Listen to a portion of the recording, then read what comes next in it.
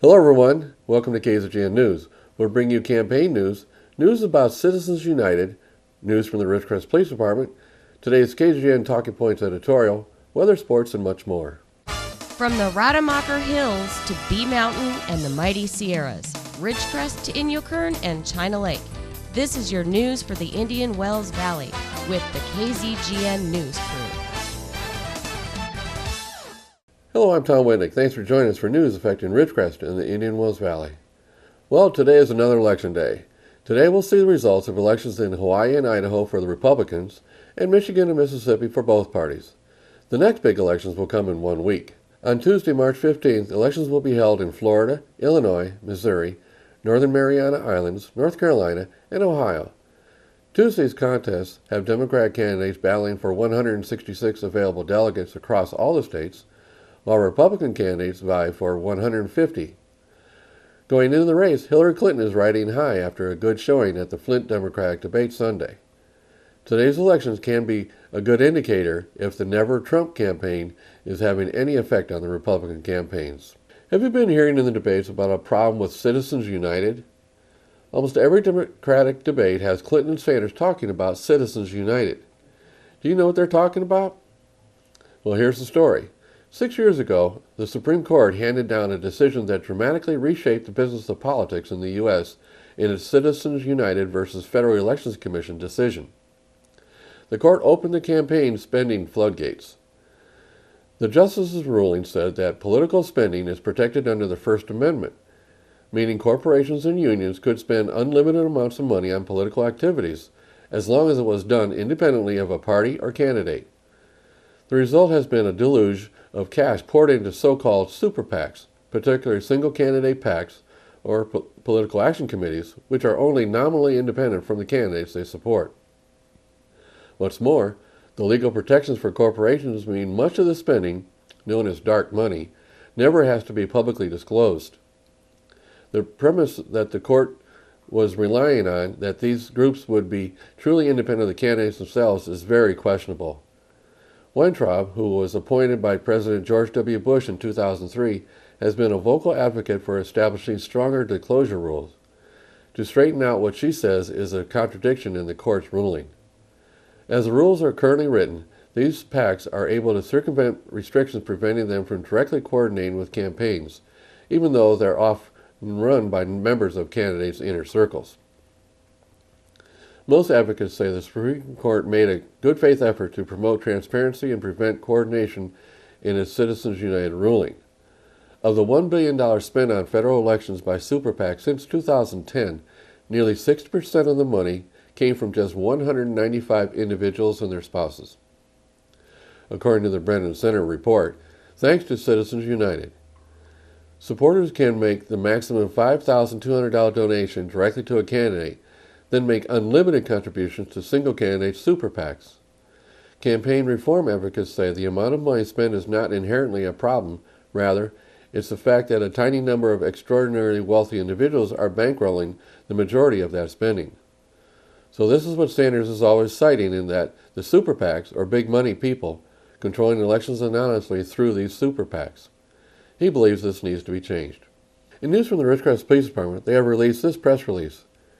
Dear community members, the Ridgecrest Police Department has submitted a preliminary application for funding to the California State Parks Off-Highway Motor Vehicle Recreation Grant Program for the 2016 project year.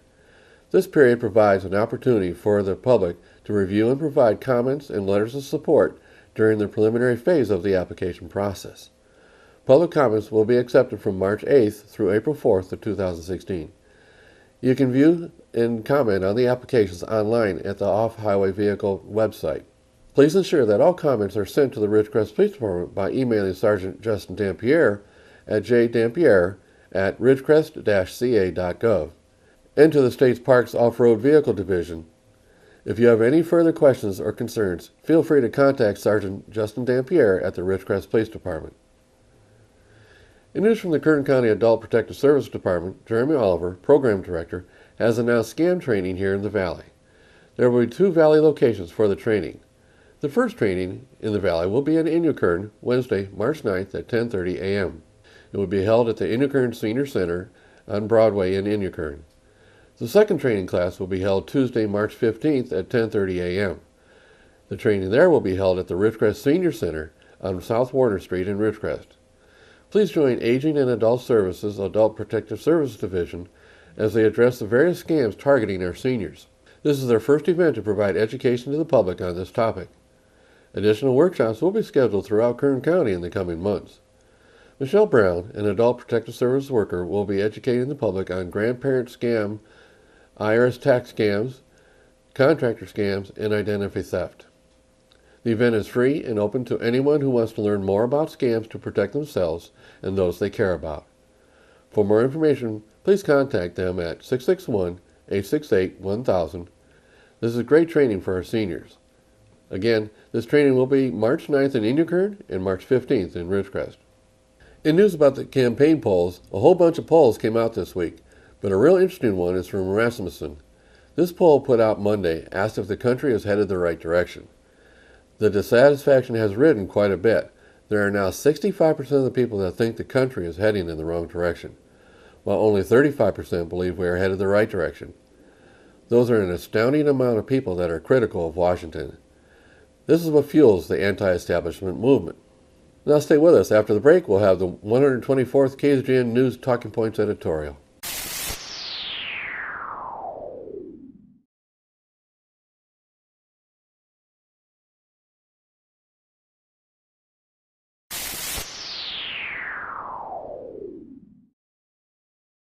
Thanks for staying with us. Now it's time for the 124th KZGN News Talking Points editorial. Here's today's topic. Do liberals understand the anger from the conservatives? Well, as we move along through this presidential campaign, both parties say they are seeing the desire to elect an outsider. On the Democratic side, Sanders has bracketed himself as the outsider and Clinton as the establishment candidate. On the Republican side, of the four remaining candidates, Trump and Cruz have established themselves as the outsiders, and Rubio and Kasich are the establishment candidates. As the campaign heats up, Cruz is now spinning it that only he is the anti-establishment candidate, as he has cited some comment many years ago from Trump about he is part of the establishment. What Cruz fails to mention is that he's mainly referring to how he has to do business dealings to get things done business-wise, not political establishment. If anything, Cruz is the establishment, as he is a sitting senator. Even though he doesn't get along with the establishment, he is still there in the Senate, an elected Republican. But now the topic of this editorial. Do liberals understand the conservative anger at Washington? As I listen to all the anti-talk from pundits for the last 6 months, I do believe that most Washington liberals do understand a little bit, but that most of the outside of Washington liberals do not really understand. So, the Washington insider liberals will eventually line up behind their liberal candidate to help preserve the changes made by the Obama administration over the last 7 years, while the angry conservatives will be voting to change what Obama has done. I read a really telling lecture or opinion editorial on Huffington Post recently about their take on the anger of conservatives. They admit in the editorial that they are not a conservative-leaning organization and really hate Trump. However, it was really interesting to read their assessment of our anger. Here's a segment of their editorial, and note the subtle liberal belief comment spun into this editorial. Again, this is from the Huffington Post. But let's all put something else out there. We understand that people are hurting. Wages have barely budged for decades, and jobs have gone overseas. No matter who controls the White House or Congress, the rich keep getting richer, and the cost of everything that matters, college, daycare, housing, just keeps going up and up. Meanwhile, things are changing fast. Just believing the same thing your parents and grandparents believed gets you labeled a bigot now. We think that what you call political correctness is a part of that arc of history bending in the right direction. But just a few years ago, even Democratic hopefuls Bernie Sanders and Hillary Clinton were against gay marriage. So we get that you might be feeling whiplash. We also know that most police officers get into the profession for the right reasons. They're underpaid and they're asked to solve social problems that would be better handled by better schools, a stronger economy, or functional mental health providers. But we put it all on the cops. Instead, we get to know you've been lied to and betrayed for nearly 50 years since Republicans decided to make a play for the white class vote. They've been talking directly to you. Richard Nixon called you the silent majority, and now the slogan is everywhere at Trump rallies. He's promising to make America great again, which was actually Ronald Reagan's campaign slogan, and the middle class has gotten a little more hollowed out every year since.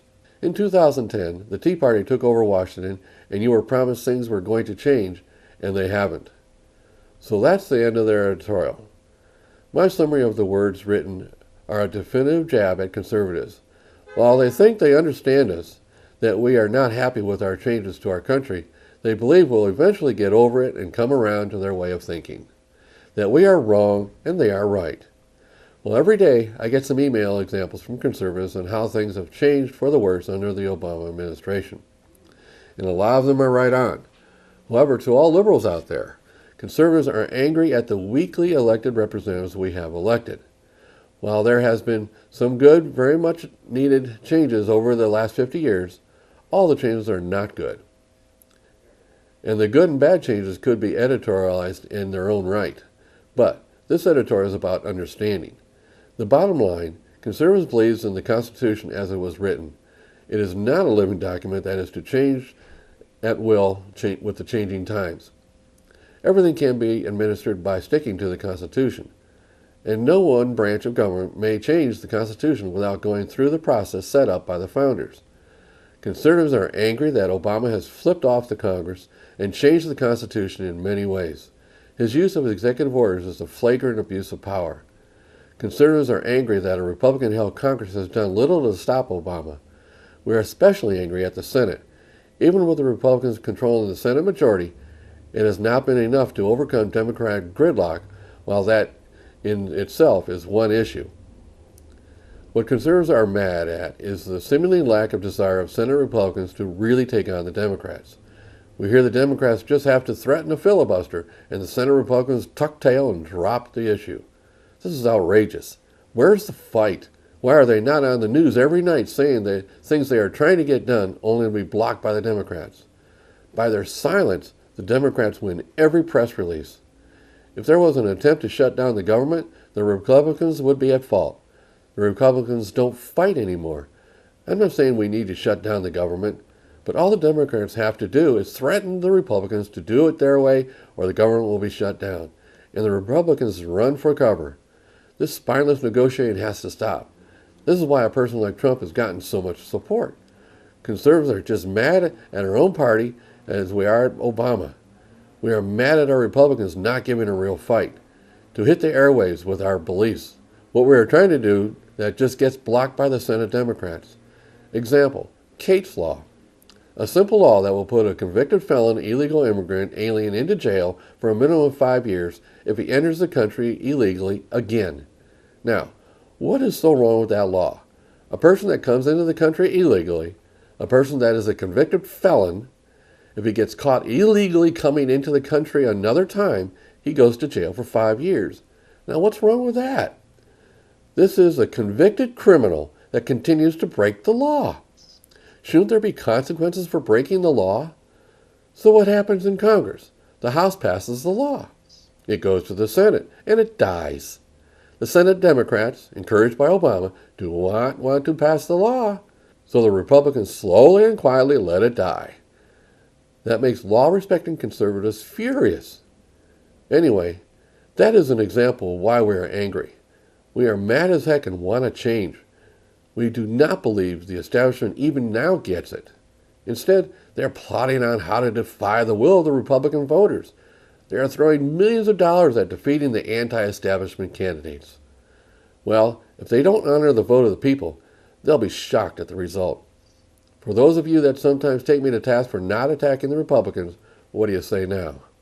In conclusion, while liberals try to understand conservative anger, they really don't. It's because we are going the direction the liberals want to go. And they believe that eventually we'll get over it and accept it. Well, that is not what we want. And you don't understand. 65% of the people do not agree the country is going the right direction. I'm Tom Whittick, and that's what I think. I'd like to know what you think. If you have any comments about this editorial or would like to discuss or recommend a topic, I'd like to hear from you. Please email them to info@kzgn.net. Now, stay with us for weather and sports when we come back.